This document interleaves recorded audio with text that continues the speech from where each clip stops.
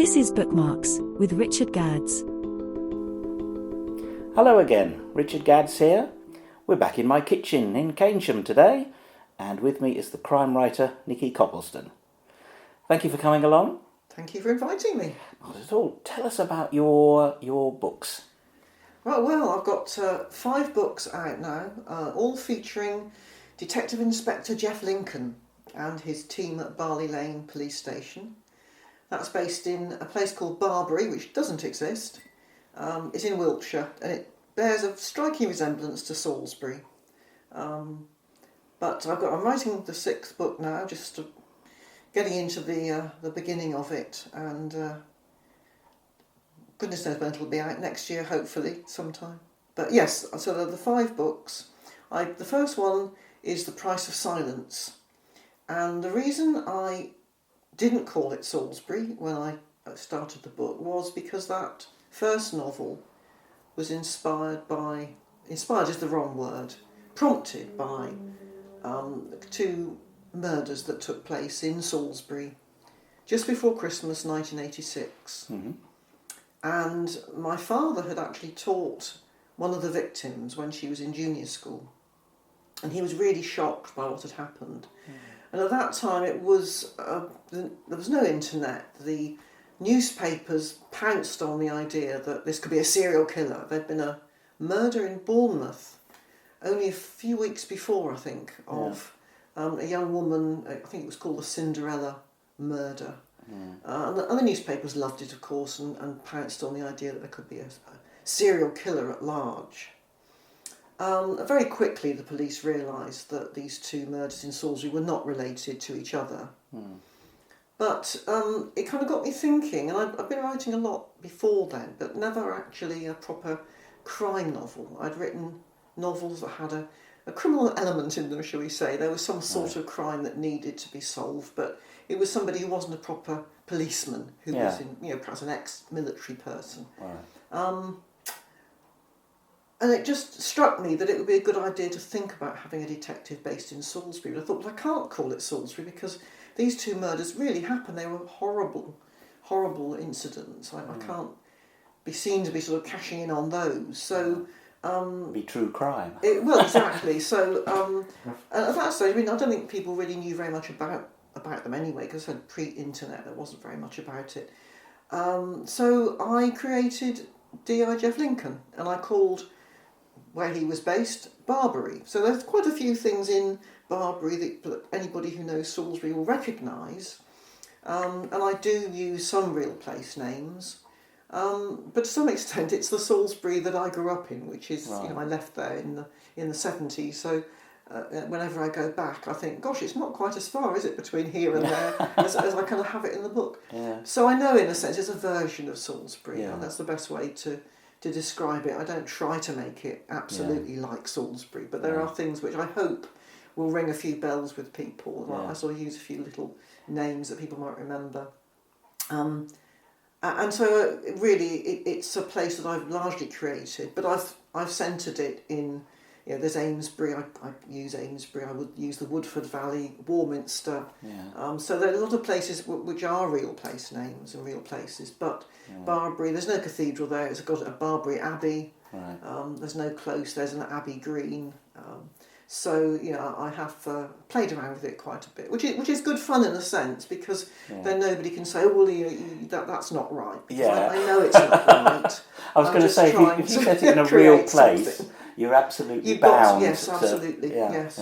Well, I've discovered that, because I say, oh, well, I just make up a few streets in Bristol or whatever it is. And sometimes that works. And sometimes, the geography of it goes a little bit astray. Yes. You sort of find yourself thinking, you imagine somewhere so vividly yourself, and when you go to the place on which it's sort of based, you think, oh, that's not right. They built that wrong. You pinch yourself and you think, well, actually, no, I haven't invented that. But no, it's been really enjoyable writing the books. That first one, The Price of Silence, I actually started to write in about 1990. Because pre-internet, pre-mobile phones, and I wrote it, and I think what also resonated with me was it was a time when I was beginning to use my car when I was at work, going places, visiting places I didn't know, and I kept thinking, supposing I needed to stop somebody to use the loo, as this poor woman, Beryl Deacon, one of the victims in Salisbury, she just stopped to use the loo. She'd gone for an appointment into Salisbury from her home. I think she lived in Ringwood, and she'd driven into Salisbury to meet somebody. She was a market researcher, and she'd stopped to pop into the loo by Churchill Gardens in Salisbury, and a council worker who was cleaning the loos there attacked her and killed her. And I think I was thinking to myself, well, that happened in broad daylight. She was just going about her job. I could be going about my job. I could stop somewhere I didn't know, perhaps didn't know very well. You realise how vulnerable you are and how easily these things can happen, that they're actually, the details are quite banal. Yeah, they were saying, don't they, the banality of exactly. evil. So with that novel, I kind of turned it that the person who has stopped at these loos, she's not going to use the loo, she's pulled into this lay-by by Churchill Gardens, don't call it that, to make a rendezvous with somebody. Right. And everything goes pear-shaped because the person who turns up isn't who she's expecting, and she's not the person that person is expecting. So the whole thing is it just goes tits up, as it were. Yeah. And she's found dead the next morning. And as the police begin to sort of tease into her background, and she's apparently somebody who was a high flyer in the city. She's made redundant, so she's moved down to Barbary, and she's taken over an employment agency. She's done lots for charity. She's always in the papers doing stunts and things. She's a real good sport. Yeah. Actually, none of that is true, and all these secrets come tumbling out. Right. So that was the price of silence, but I couldn't get an agent. I sent it off to various places. I got some good feedback. Didn't get an agent. It was very long, quite rambling at that stage. And I kind of parked it and got on with other things. My day job was pretty busy, and so that novel just got put away. And then when I was made redundant in 2011, I began to write a sequel to it, which I sort of set in, the current time, not 1990. And anyway, to cut a long story short, that novel did get published, but The Price of Silence was still lurking there as a kind of a guilty secret. Yeah. And I kept thinking, well, perhaps people would like to know how Lincoln met Trish, his love interest, which is alluded to in the next book, but actually isn't fully described. So having got two of the books out, I then thought, well, perhaps would it be really daring to rewrite The Price of Silence and bring it up to date? So that's what I did. So I obviously published it out of order, but I published it in, I think it was 2018, I think, or 2019, having rewritten it. So there is the internet, there are mobile phones, because of course the whole way in which the crime would have been investigated would have been totally different. Yeah. If Holly McLeod had a mobile phone on her when she stopped at this lay-by, everything would have turned out very differently. So there were lots of things I had to rethink. And I really kept thinking, am I mad to do this?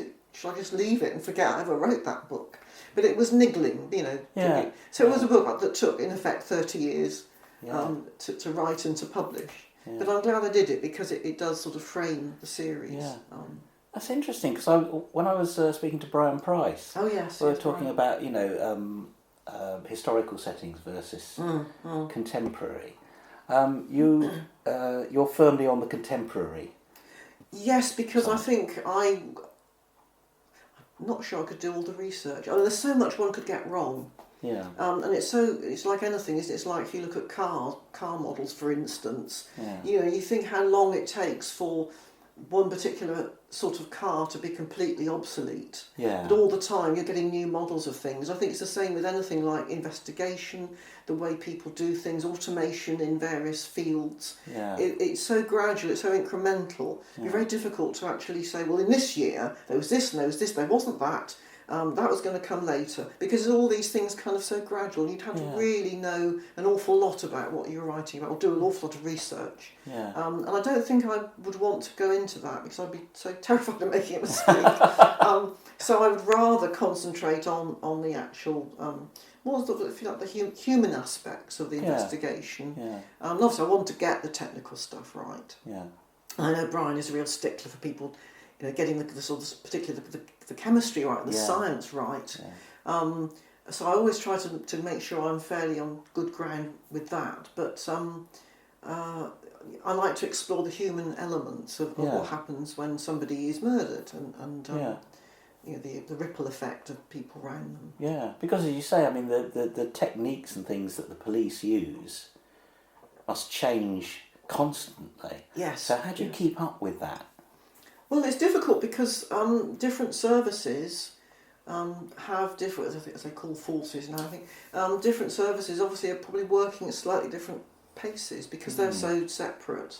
Some of them will, for instance, no longer use cassettes at all, but quite a lot still use cassettes when they're recording interviews. Yeah. But generally I think that they've probably gone over to digitised recordings. Yeah. But that didn't happen overnight. So, and as I say, you would get a different pattern at different parts of the country. There's an awful lot on the internet of different police services, protocols and procedures. Right. Obviously a lot is confidential, but there's a lot that you can pick up. And what I find is a gift for a crime writer is the number of errors that get made because of these differences, that things get overlooked. Yeah. Things aren't 100% efficient. Yeah. Things aren't perfectly done. Yeah. And I think if you worked in local government as I have, or in the civil services as my husband had, you know that often corners get cut. Yeah. And yes, there are procedures, yes, there are protocols, but somebody somewhere thought, I thought you were doing that. Oh, hasn't it been done then? And that's a gift for a crime writer to discover there's loopholes in things. A useful plot device sometimes. Exactly, yes, exactly. It is little things like that where people slip up. Often quite accidentally. They don't mean to cut corners, but they think something's been done when it hasn't. And that's quite useful to exploit. Yeah. What sort of character is Lincoln? He's a bit of a bumbler in some ways, or appears to be a bit of a bumbler. I mean, not quite like sort of, Columbo or Frost or something. But I mean, he's very human, and he doesn't like loads of paperwork. But he's very thorough, and he is quite dogged. He often gets hold of the wrong end of the stick with things, and is often somebody in his team who'll say, "Well, actually, have you thought of such and such?" And he'll think, perhaps. So he'll kind of work away at something until he gets a solution.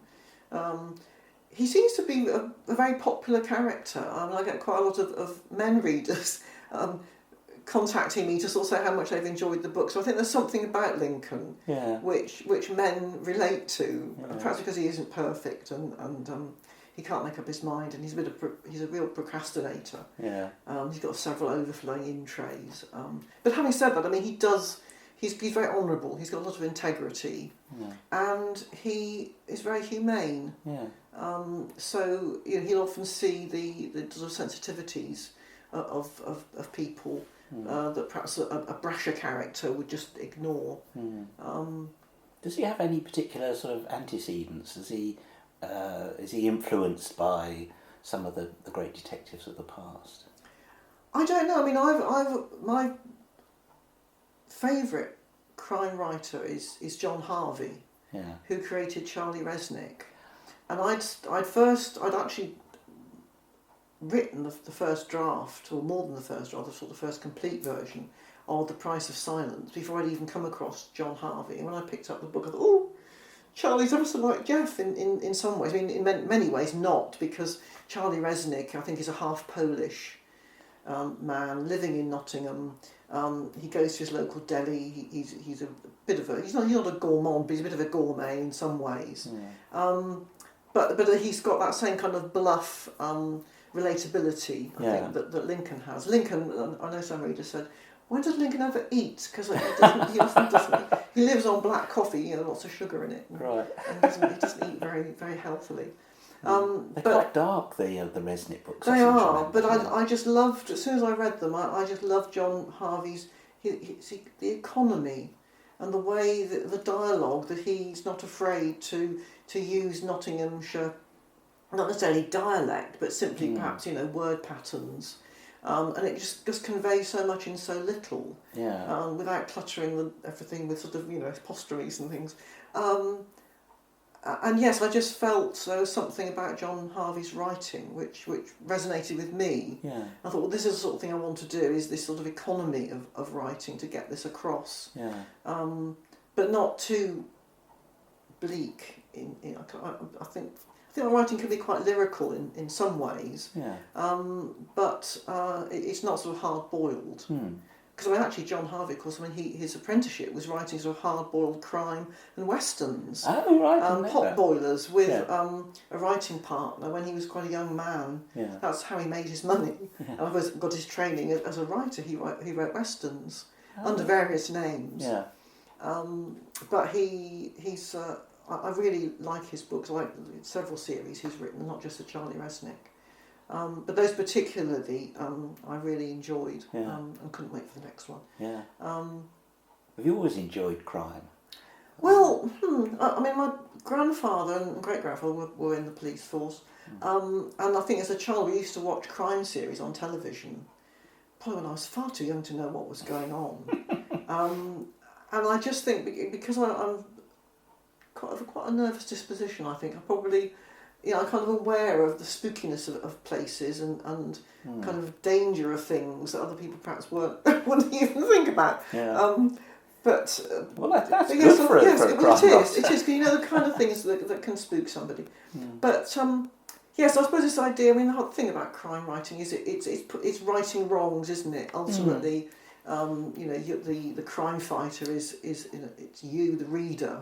It's sort of like an avatar in a sense for the reader, sort of seeing that there can be awful things done wrong, but they'll be put right by the end of the book. Not perhaps all of them. There'll perhaps be still some things not quite tidied up, but in general there will be some sort of resolution and retribution. Yeah, yeah. And I think that's quite important, that the reader needs to see that happen. Yeah. But at the same time, I wouldn't want things to be totally unrealistic. No. There will be some loose ends. Some things people will not necessarily get their comeuppance. Yeah, yeah. Well, it's one of the attractions of the whole genre, isn't it? The fact that evil is defeated. And could we hear a bit, perhaps, from one of the books? This is the latest one, A Strange and Murderous Air, and I'll just read the first chapter. And in all my books, the reader is very often at least one step ahead of the police, because I write from different viewpoints in different chapters, so that not every single chapter, but often the reader will be in the head of one of the other characters. So the reader often is one step ahead of poor old Lincoln and his team. Monday the 3rd of July 2017. Come on, Kate, where are you? You're not usually late. From the bay window of her terraced house, Jill Fortune checked the street one more time. The pavement was empty. Where had Kate got to? If she'd been held up, she'd have phoned, surely. No, it didn't look as if she was coming for her lesson today. A black Vauxhall Astra sat across from the house, driver at the wheel, something vaguely familiar about his face, but no, Kate always arrived on foot, straight from school. Jill let the heavy curtain drop back. She wasn't surprised that Kate had skipped today's piano lesson, the way she'd stumbled through the Mozart last time, her fingers moving clumsily across the keys. It was obvious she hadn't been practising. At nearly 15, she'd reached the age when so many students gave up, when GCSEs or falling in love took priority. Jill's own daughter, Annika, had been just the same. She rang Kate's mobile, but it went to voicemail. It's Mrs. Fortune, she said, trying to keep her tone light. Just wondering where you are. Call me when you get this message, Kate, or text me. Once the summer term ended in a week or two, Kate Amos would probably cast away her Mozart and Bach forever, which would be a shame. Jill returned to the kitchen where afternoon sun streamed in over the big pine table. "Oh, Finzi, you can't lie there." She gave the tabby cat a gentle push, but he stayed where he was, stretched out across a corner of the table, toasting himself. She glanced at the clock. 4:20. Kate was 20 minutes late. Should she phone Trish, the girl's mother? She'd still be at work at the library, though, so what was the point? Instead, she went on sorting through the pile of papers she'd brought downstairs from the box room. Why had she still got all this stuff? Out-of-date exam timetables, concert programmes, brochures for holidays she never took, evening classes of which she never enrolled. All of it could be thrown away, but there, that was what she was looking for.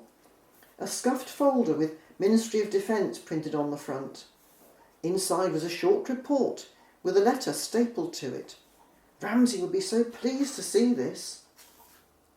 Since Kate hadn't turned up, she could go and see her old friend Ramsay Keeler now, show him what she'd found. She slipped the report and letter into an envelope, grabbed her bright purple purse, a jokey present from Annika, and locked up. It wouldn't take long to cycle up to his farm shop, Keeler's yard. One last look up and down the street. An open-reach van was parked by the junction box on the corner, with an engineer squatting on a camp stool in front of a cat's cradle of wires. Across the street, outside number 17, the black Astra still sat with the window wound down, though she couldn't really see the driver's face. She set off on her bike for Keeler's yard, a mile or so away, where the town of Barbury met the countryside on the edge of the sweeping Wiltshire downs. As she cycled past the unfamiliar black car, the driver's window slid silently closed. Good stuff. Right, do you have a particular writing routine? What's your work schedule like? I try to work in the mornings, I'm sort of feeling fresh and everything, but I mean really whenever, and I'm thinking about it all the time, so I'm kind of thinking, getting ideas, and once I get the first part of the book kind of laid down in a sense, I kind of then find other ideas are sparking off things I've already written. So I've got a general plan, but I like to leave plenty of room for manoeuvre and things to pop up, so I kind of know where it's going to end up. Right. And I know some of the crucial things that are going to happen between the start and the finish. But I think the main thing is sort of getting that idea of where's this one going to be set, what's this one about. And that was advice that I got from an agent several years ago, who was sort of saying, if you're writing a series, you need to have some sort of distinctive theme, if you like, to each one. So there's something, that's the one about, and the one I'm doing now will be, not quite sure yet. I think it's probably involving the theatre and inheritance and things. We'll have to see. It's early days. Right. But I mean, with this one, the Strange and Murderous Hour, I had this idea of this piano teacher, and she's in her late 60s. And some of the detectives are sort of say, oh, yeah, she's elderly, and well, she's not. She does yoga. She's very with it and everything.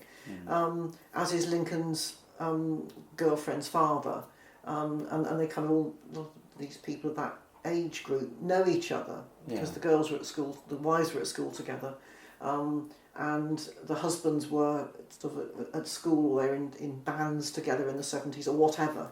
So there's this sort of earlier era that was a kind of a flashback for Jill of when she met one of the other characters, and so you see what happened through that romance. And so it's really about young love for Jill, and how that person that she idolised when she was sort of 16 had become a successful pop star, had then gone off the rails, and in later life had become a fanatic about the environment, all great stuff, but then that veered into being very sort of right-wing and reactionary and a conspiracy theorist. And it's really how she kind of manages to accept, but she doesn't really accept it, but how she observes how that person that she had been in love with, very much in love with, had changed, and really she's tried to help him later in life, and it's all gone pear-shaped.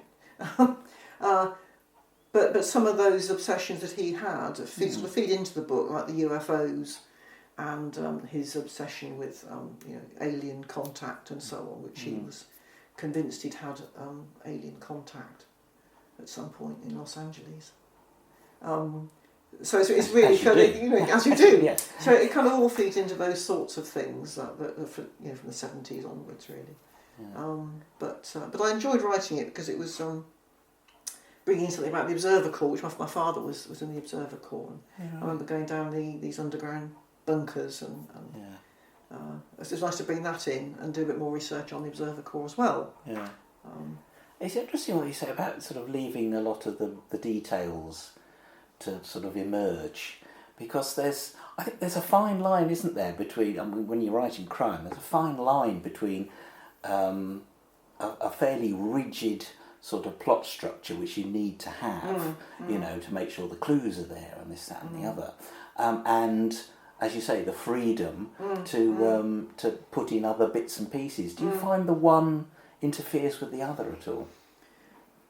No, because as long as you make sure that those clues are there, because you can't suddenly spring the solution on the reader and bring it's cheating if you kind of create this character who kind of comes in the last chapter. Oh, he did it. Yeah. So you had to go back and kind of, I was thinking of it a bit like embroidery. You kind of go back in and put clues in. Yeah. And enrich things afterwards, so that you make sure that you've sown those seeds. Right. So, for instance, this character that Jill was in love with, there has to be, the reader has to know that that another, she's got this LP that he had made, and that because that sort of it crops up later on. So obviously you've got to make sure those things are in place so that you can draw on them later. You can't suddenly spring things on the reader. And I say often the reader is farther ahead than Lincoln is. So sometimes the reader can be tricked as well. But in general, well, that's half the fun. That's half the fun, yes.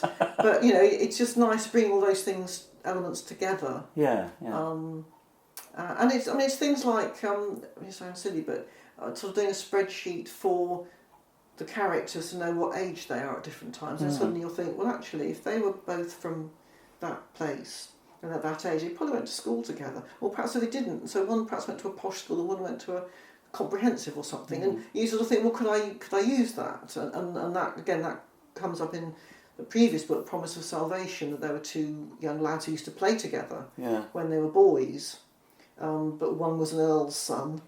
And one was the son of the woman who did the cooking or something. Yeah. And they're different, how their lives divulge. Whatever. Went separate way. Diverge, thank you. And that's interesting to kind of play with those ideas that people can start off in a particular place, and then life takes over, and then perhaps something will bring them together later in life, often with disastrous consequences. Yeah.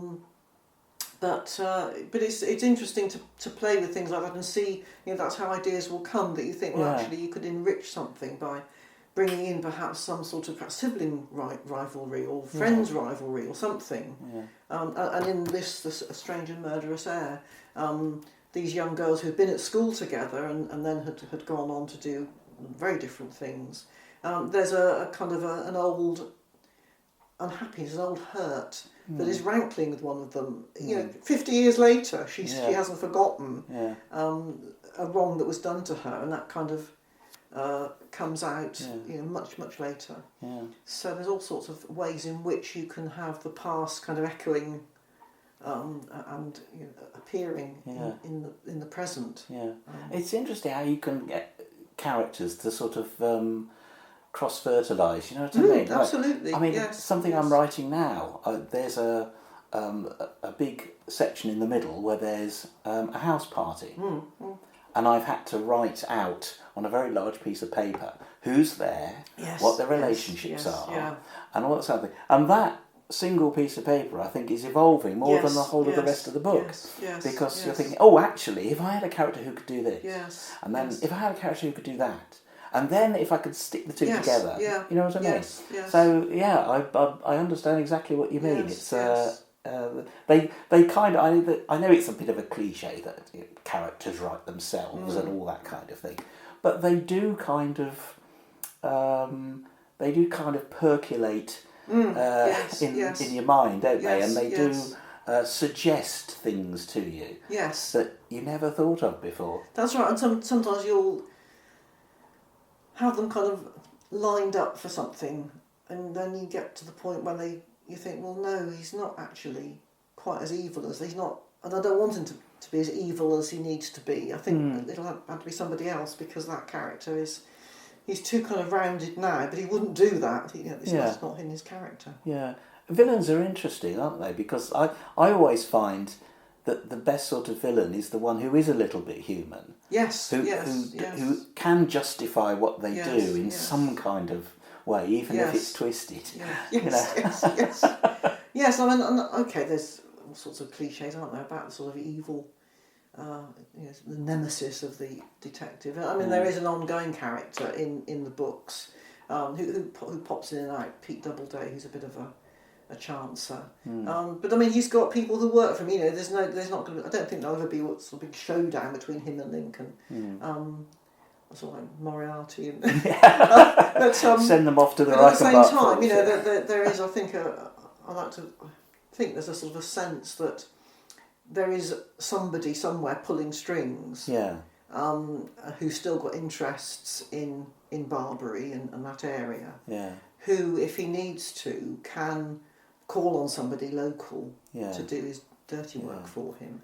And I think that's probably true, isn't it, really, of organised crime. In reality, that it's often the foot soldiers who are doing the dirty work. But they're always, if it's not big business, then it's somebody somewhere, isn't it, who's benefiting and kind of overseeing all this stuff. So there's a sort of thread that runs. Well, I think so. I think through everything, really, isn't there?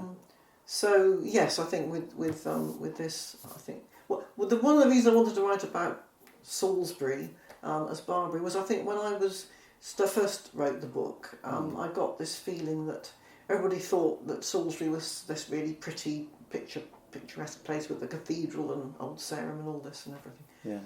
Which of course it is. But having grown up there, I knew there was a very definite kind of underbelly. Not sordid or anything, but that it wasn't. There were two Salisburys. And I think any big city, no matter how attractive it is, that there will be another side to it. And then, because when the Novichok thing happened in 2018, there was a sleepy country town, Salisbury. I thought, don't they read my books, honestly? But again, you see, it was perpetuating that same ideal that Salisbury is this wonderful place. But I mean, there's a lot of crime in Salisbury. No more than anywhere else of that sort of size. But I felt it wasn't really what I wanted to. I want to give a voice for the working class people in the city, people who weren't knobs, going to the market with their Barber jackets and their wicker baskets and everything. I wanted for ordinary people to be represented, and I hope I've done that in the books, that I've given ordinary people a voice and not just... Because one of the things I think with P.D. James, a lot of her working class characters, they got names like Dean or Darren. Or Wayne, and you think, well, there's just a slight snobbishness. I hope slightly towards the sort of forelock tugging. But exactly, yes. So, I hope I've avoided all of that. But I just wanted to kind of show a more rounded community than simply sort of the Salisbury that the newspapers, the media like. Yeah. Well, the more you dig into a place, the more you find out. I mean, I've been doing some research on Bristol. And the more I find out about the city, the more fascinating it gets. Are you talking about contemporary Bristol or historically? Historical. Yes. I mean, there's all kinds of interesting stories about Bristol's past and all the various industries and mining and all this kind of thing. The port and everything, when that was really active, that must have totally changed and never mind the sort of slave trade side of things, but simply having that shipping. Yes. Must have been affected. Obviously, the big factories and so on. And I mean, again, I was reading recently about the Civil War and the way in which Bristol and Bath are quite split You know, I think we sort of tend to think that the place were either royalist or parliamentarian, but there were lots of much subtler splits in Bath and in Bristol. Yeah. And North Somerset was actually quite parliamentarian, because a lot of the people in the textile industries, in perhaps Frome and Radstock and Midsummer Norton and places around there, were actually quite socialist with a very small s, and looked after their workers. And of course the royalists tend to be far more, you know, there was a more feudal attitude towards the workers. And so there's lots of enlightenment in, we got a lot of dissenters in around Frome, for instance. Yeah. So all of that is fascinating, because you don't think about it. You tend to think, oh, the royalists are the good guys and the parliamentarians are the roundheads, you know. But of course it was far more subtle. Yeah. It's fascinating reading about the history of Bristol. Again, was somewhere where there were quite a lot of, you know, a patchwork really of support for the different factions. Yeah. I'll tell you the one fact about Bristol that's amazed me perhaps more than any other is the fact that there's caves. Yes. Underneath Bristol. I never realised that before, so I've put them in my next book. Oh, good for you. Yes. I thought I've got to put this in here somewhere. But I was amazed that all that exists. Yes, I think Bristol's. Just the topography of Bristol. I used to come to Bristol when I was at school. We used to come here go to Bristol for the theatre. Yeah. And the careers conference. I remember, and I just loved the fact that there were all these hills and different levels, and you could walk along the street and look down, and there'd be another street down there. Yeah. And I just loved that whole just randomness in a sense of it. And I went to Clifton recently, just walking around, and I just thought, I just love this place. It's just wonderful. Yeah. As you say, it does have such a wonderful topography. It does, absolutely. And I loved reading Birdcage Walk by Helen Dunmore, which is a lovely book. Yeah. And that was, I don't know whether you read it, but it's about a man, the husband of this couple. He is a speculative builder, and he's building these houses all looking out over the gorge, and it all goes wrong. He loses money. But it's just a fascinating book about the history of all of that, those early buildings in Bristol where it was suddenly fashionable and rich people were encouraged to go there. Yeah. Amazing. Yes, I mean Bristol is a fascinating place. Yeah. I must explore it more. Yeah, well, it goes for me too. Well, Nikki, thank you so much for coming along and talking to us today. It's been absolutely fascinating. That was Bookmarks with Richard Gadds. For more, visit www.richardgadds.co.uk.